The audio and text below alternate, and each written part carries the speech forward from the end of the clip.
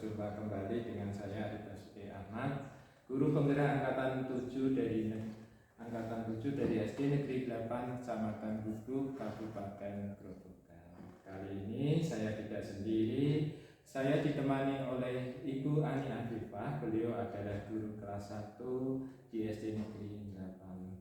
Assalamualaikum Bu Ani. Waalaikumsalam Pak Arif. Bagaimana kabar Bu Ani hari ini? Alhamdulillah baik.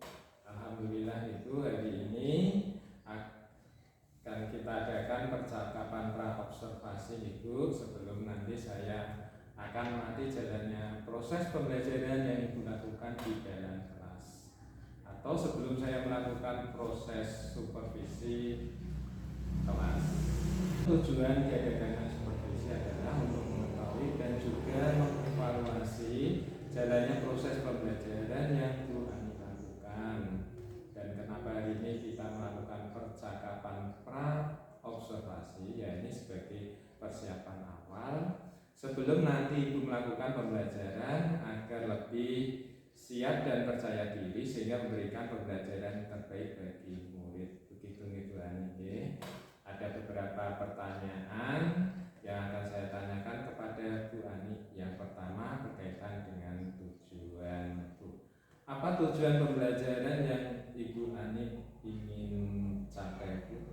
Berdasarkan tantangan yang saya ada dua pembelajaran itu.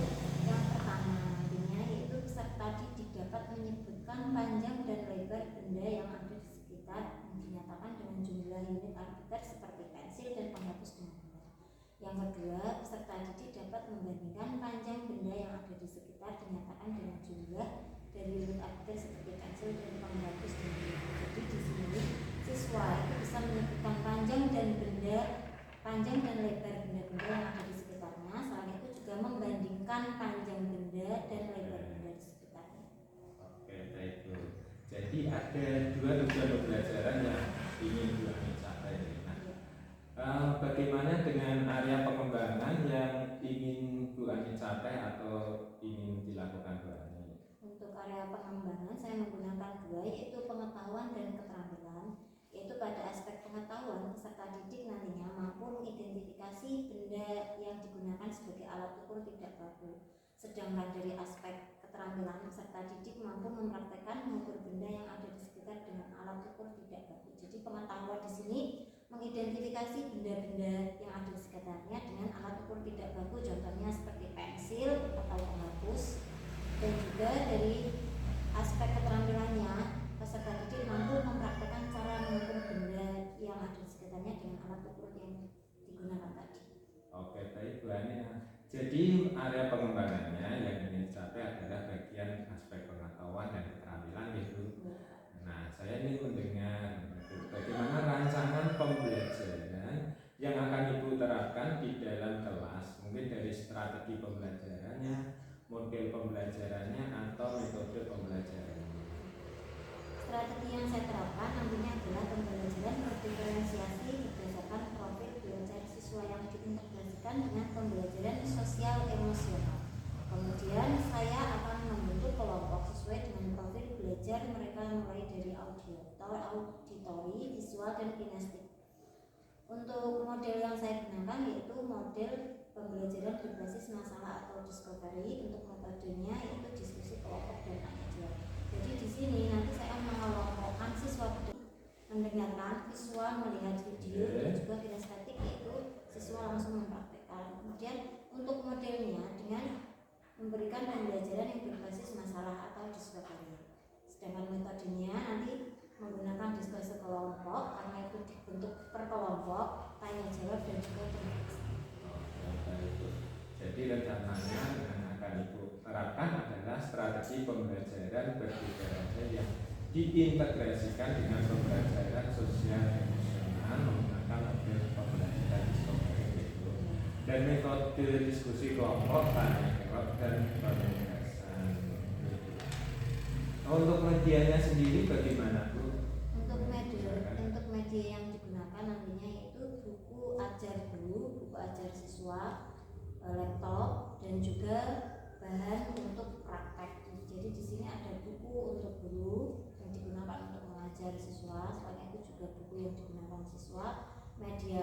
vlog, sebagai video pembelajaran, dan juga benda yang digunakan untuk Kira-kira kapan Ibu Ani akan melakukan pembelajaran tersebut? Di hari apa dan mungkin jam keberapa gitu ya? Insya Allah nanti dilakukan pada hari Kamis jam kedua, karena jam pertama adalah bagi Indonesia. Oke, baik Bu. Jadi hari Kamis nanti saya akan datang ke kelas Ibu Ani, ya. Saya akan melakukan supervisi kelas. Saya akan mencatat hal-hal apa saja yang terjadi di dalam kelas itu. Nah, nanti gini Bu, setelah Bu Ani melaksanakan pembelajaran di kelas yang saya observasi, kita akan adakan percakapan lagi di Bu, yaitu percakapan pasca observasi yang nanti akan didampingi oleh pengajar praktek. Sebelum kita akhiri, kira-kira apa yang Ibu dapatkan dari hasil percakapan kita? Dari percakapan hari ini saya mendapatkan gambaran seperti apa metode yang saya gunakan nantinya, teknik dan juga langkah pembelajaran seperti apa yang nanti saya dapat gunakan, sehingga saya juga bisa membayangkan apa yang saya lakukan nantinya untuk praktek pembelajaran. Jadi untuk disupervisi oleh Pak Arif. Oke, terima kasih Bu Ani atas waktunya dan sudah berbincang-bincang dengan saya dalam percakapan pra-observasi. Sampai bertemu dalam kegiatan observasi kelas pada hari Kamis nanti. Sekian percakapan pra-observasi. Sampai berjumpa kembali dalam kegiatan observasi kelas dan percakapan pra-observasi. Sekian dulu, terima kasih. Wassalamualaikum warahmatullahi wabarakatuh.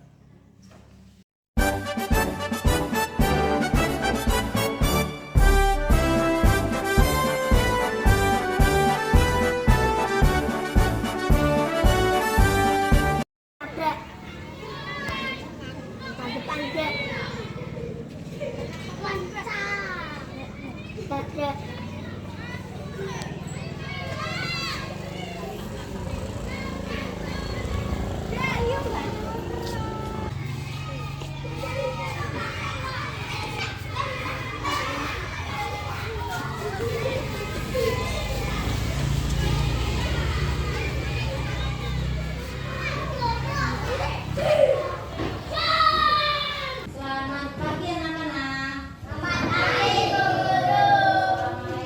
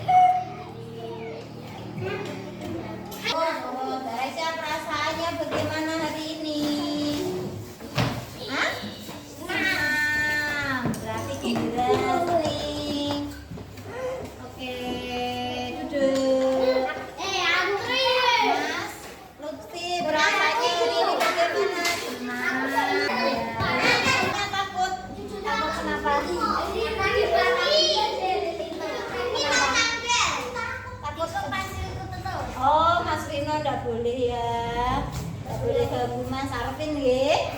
Oh. Ada yang takut, ada yang senyum. Nah, alhamdulillah hari ini banyak yang bahagia, banyak yang senang. Yang hari ini rasanya takut, semoga besok tidak takut lagi ya Mas Arvin. Tidak boleh takut ya.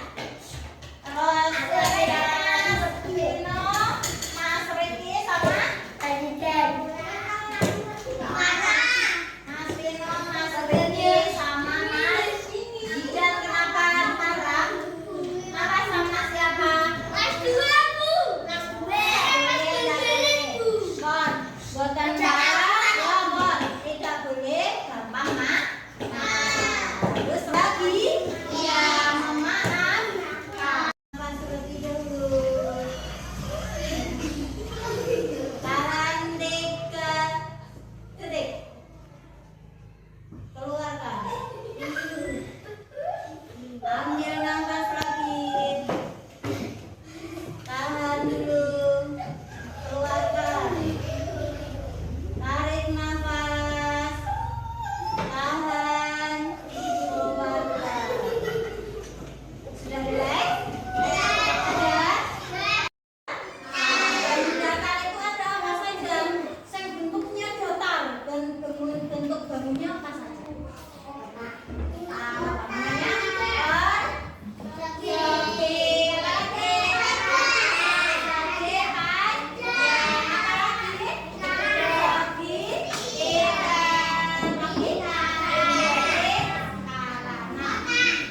Hari ini kita akan belajar tentang mengukur panjang benda. Hari ini kita akan belajar membandingkan ukuran.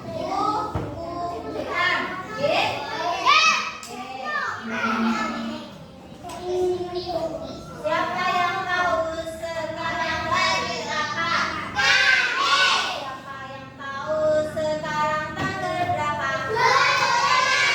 Bulan apa? Tahun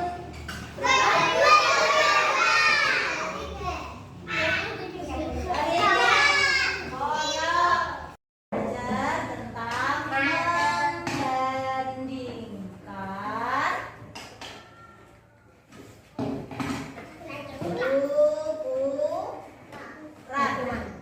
Membandingkan ukuran. Kalau membandingkan ukuran berarti yang dibandingkan itu apanya? Ukuran. Ukurannya kita bisa mengukur dengan menggunakan apa saja? Pembaris. Apa lagi? Penghapus. Pensil. Pulpen. Nah, sekarang dengarkan. Kalau kita mengukur panjang benda menggunakan pensil, menggunakan penghapus, apakah hasilnya sama? Apakah sama? Tidak. Ada yang tahu kenapa? Kenapa hasilnya berbeda? Panjang setiap benda itu tidak sama. Pensilnya Mas Bayu sama Mas Vino pasti panjangnya berbeda. Panjangnya. Nah, sekarang kita akan pembelajaran membandingkan ukuran tetapi dengan media yang berbeda-beda. Untuk kelompok 1 kita akan belajar dengan media visual, yaitu nanti menyaksikan video. Kelompok 2 belajar dengan penjelasan Bu Guru. Oke. Yang ketiga, kelompok 3 pembelajaran dengan kinestetik, yaitu pembelajaran dengan praktek langsung. Siap?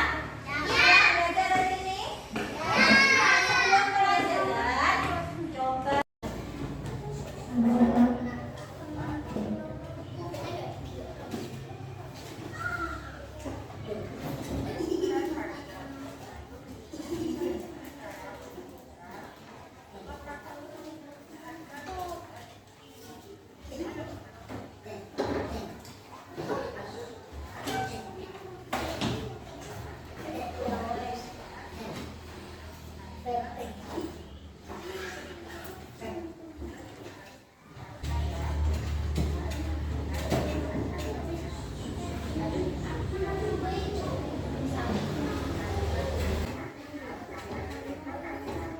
Oh, nah, untuk kelompok ini hari ini kita belajar membandingkan ukuran. Kita mengukur bisa menggunakan apa saja tadi? Busa, paku, pensil, garis. Nah, ini menggunakan apa? Pensil atau garis. Apakah nanti hasilnya panjangnya akan sama? Hasil pengukurannya? Tidak. Kenapa? Karena panjang benda yang digunakan untuk mengukur itu berbeda. Sudah cukup, guys. Nah, untuk kelompok 3 kita belajar membandingkan ukuran menggunakan pensil dan paku. Sekarang perhatikan meja kalian. Nah, coba bisa kalian gunakan pensil kalian untuk mengukur panjang meja. Panjang meja, Mbak Listi. Mbak Listi sini di ujung. Mbak Kamila. Nah, ayo semuanya mengukur panjang mejanya masing-masing. Dihitung. 1, 2, terus nih.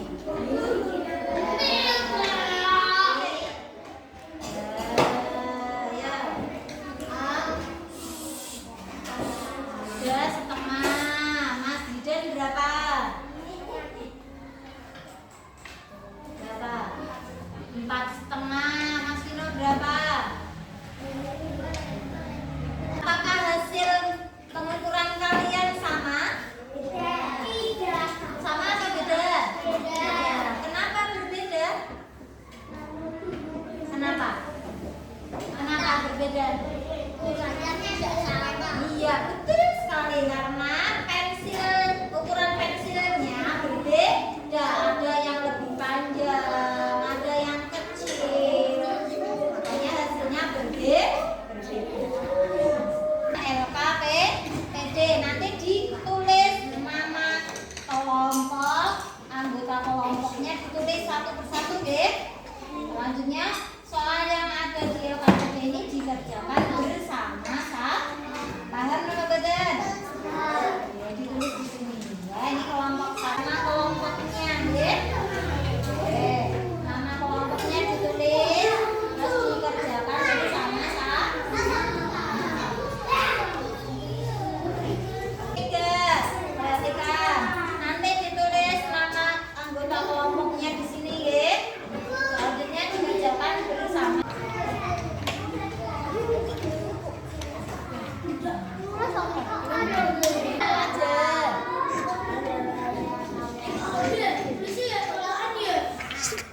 Ini diukur ini berapa panjangnya, ditulis. 2,5. Beda. Yang lain ingat ya. Berapa dihitung? 1, udah.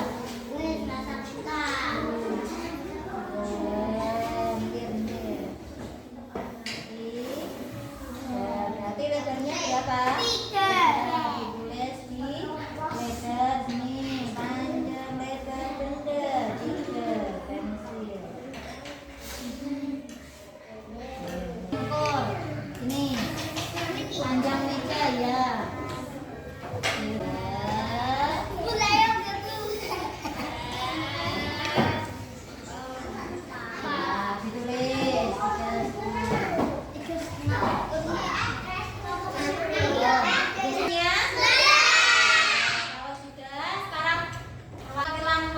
Nanti maju ke depan menyampaikan hasil diskusi kalian hari ini, ya. Paham? Ayo kelompok 1 silakan maju.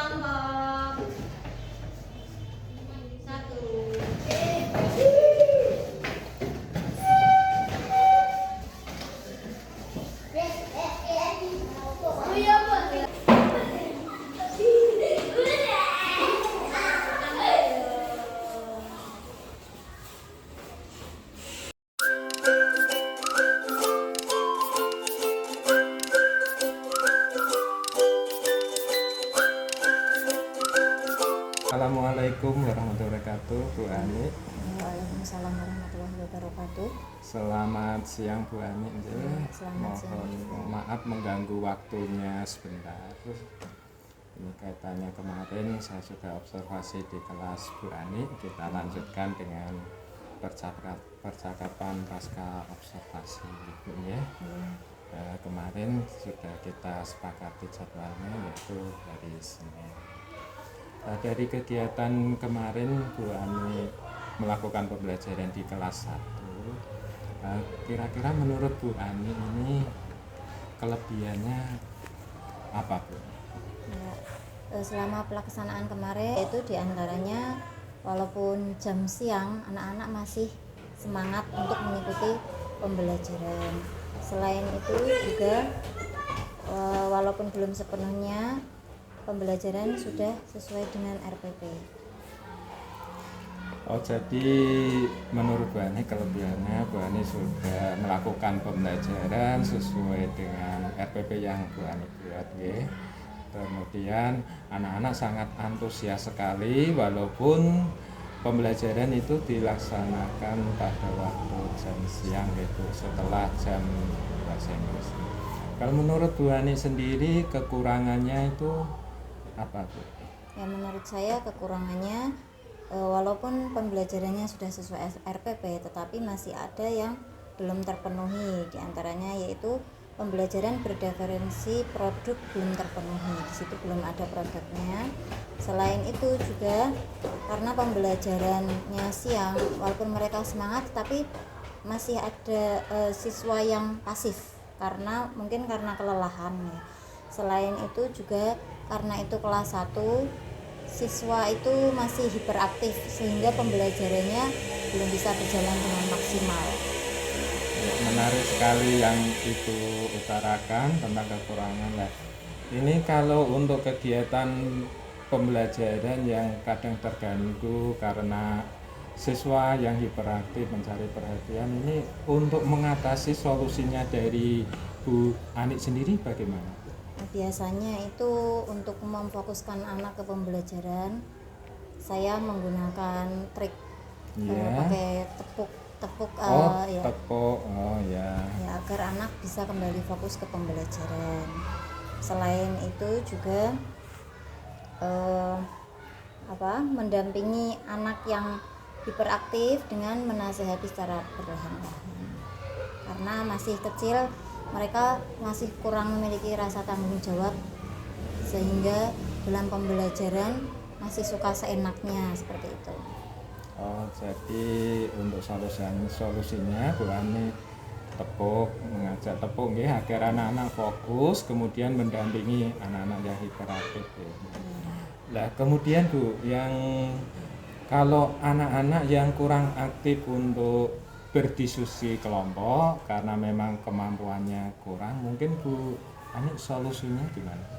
Ya, itu untuk solusi ya untuk kelas 1 itu memang kekurangannya biasanya di situ karena ada beberapa anak yang belum lancar dalam membaca, sehingga solusi yang saya berikan biasanya di jam pelajaran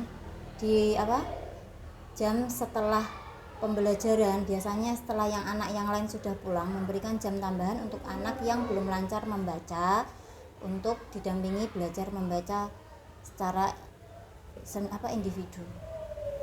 Oh gitu, bagus sekali itu Bu. Jadi Bu Ani ini memberikan tambahan pelajaran untuk mengajari anak-anak yang membacanya belum di luar jam pembelajaran. Ada berapa di kelas Bu Ani yang belum lancar? Kurang lebih 5 anak. Oh, 5 anak itu belum sama sekali apa sudah bisa? Sejauh ini itu sudah ada perkembangan, cuma memang kalau membaca secara lancar belum, masih mengeja sedikit demi sedikit. Tapi misalnya paling ini ya Pak ya, mengejanya sudah bisa, tapi kadang kelemahannya dia kurang memahami maksud dari kalimat yang dibaca. Oh, maksud dari kalimat atau kata itu nggih. Oh, nggih.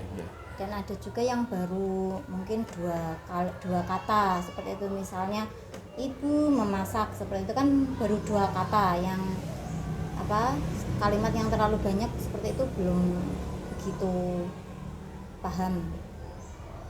Mungkin penyebab kenapa kok anak tidak bisa baca atau itu mungkin ada faktor usia, mungkin apa sudah terpenuhi? Faktor usia. Faktor usia. Oh, jadi belum pantas untuk ke kelas 1 ya. Masih terlalu muda. Oh. Kemarin memperhatikan RPP pada Bu Anik juga itu ada penilaian formatif ya Bu. Nah, itu saya lihat juga kelihatannya belum terlaksana. Iya, belum. Itu juga belum terlaksana. Karena apapun itu karena waktu. Bu Ani kemarin pada waktu melakukan pembelajaran, apakah tujuan dari pembelajaran yang ingin dicapai ini apakah menurut Bu Ani sudah tercapai? Menurut saya sudah tercapai walaupun belum maksimal. Walaupun belum maksimal nggih Bu, dalam artian belum semua nggih. Belum semua tercapai. Untuk pelaksanaan pembelajarannya sendiri menurut Bu Ani gimana kemarin? Sudah? Maksudnya belum? Masih adakah yang belum maksimal ya? Ada poin-poin yang belum muncul secara maksimal seperti penugasan ya, gitu. Penugasan itu belum ada. Kalau untuk budaya positifnya sendiri, apakah sudah terlihat berani? Budaya positifnya di kelas 1 itu biasanya berdoa terus sebelum belajar dan juga berdoa selesai belajar. Selain itu sebelum masuk kelas juga diterapkan baris berbaris dan salim salam itu ya. Jadi untuk budaya positif ini yang pertama adalah berdoa sebelum memulai pembelajaran dan selesai, kemudian mengkondisikan anak dengan berbaris, kemudian yang ketiga itu salaman ya. Selain itu juga ada sebelum pembelajaran biasanya ada ini perasaan kalian hari ini bagaimana? Menanyakan perasaan sehingga anak bisa mengikuti pembelajarannya sesuai perasaan mereka hari itu. Itu sangat penting sekali ya Bu ya untuk mengetahui bagaimana perasaan anak. Kalau kemarin banyak yang gembira ya Bu. Ya, alhamdulillah. Pada jam siang ya Bu, ada yang takut juga ya Bu kan. Oke Bu, untuk rencana tindak lanjut dari pembelajaran yang sudah dilakukan oleh Bu Ani sendiri agar pembelajaran kedepannya ini lebih bagus, ini apa yang harus dilakukan oleh Bu Ani? Saya akan melaksanakan terus berlatih untuk membuat RPP berdiferensi dan berintegrasi KSE. Selain itu juga akan menerapkan pembelajaran berdiferensi dan KSE agar tercapai hasil yang sempurna, sehingga pada kegiatan pembelajaran selanjutnya bisa terlaksana dengan lebih baik. Selain itu juga akan memanfaatkan waktu dengan sebaik mungkin, mengkondisikan siswa dengan sebaik mungkin sehingga pembelajaran sesuai dengan RPP tercapai dengan lebih baik lagi. Oh gitu ya Bu. Kalau saya boleh ambil kesimpulan ya, apa yang akan Bu Ani ambil dari rencana tindak lanjut setelah Bu Ani melakukan pembelajaran di kelas. Yang pertama, Bu Ani akan selalu berlatih untuk membuat RPP berdiferensi terintegrasi dengan KSK. Kemudian akan melakukan pendampingan khusus pada peserta didik yang kemampuannya masih kurang tadi ya Bu. Dalam artian tadi ada murid yang masih belum lancar membaca, sudah Bu Ani berikan dengan tambahan jam di luar jam pembelajaran. jam pelajaran. Tentunya hal ini dilakukan Bu Ani agar pembelajarannya lebih lanjut dan semua demi murid agar lebih baik lagi nggih Bu Ani nggih gitu. Sangat menarik sekali Bu Ani. Saya tunggu untuk ini tindak lanjutnya ke depannya. Semoga pembelajaran Bu Ani ini ke depannya bisa lebih bagus. Mungkin ada yang mau disampaikan lagi Bu Ani? Sudah cukup. Kalau sudah cukup Bu Ani, saya akhiri percakapan pada siang hari ini. Terima kasih sudah menyempatkan waktunya. Nanti kalau ada hal-hal yang perlu disampaikan, jangan sungkan-sungkan untuk menghubungi saya lagi dengan senang hati. Nanti saya akan bikin Bu Ani. Terima kasih Bu Ani. Mohon maaf sekali lagi mengganggu waktu dari Bu Ani. Bu Ani, kita akhiri percakapan pada siang hari ini. Assalamualaikum warahmatullahi wabarakatuh. Waalaikumsalam warahmatullahi wabarakatuh.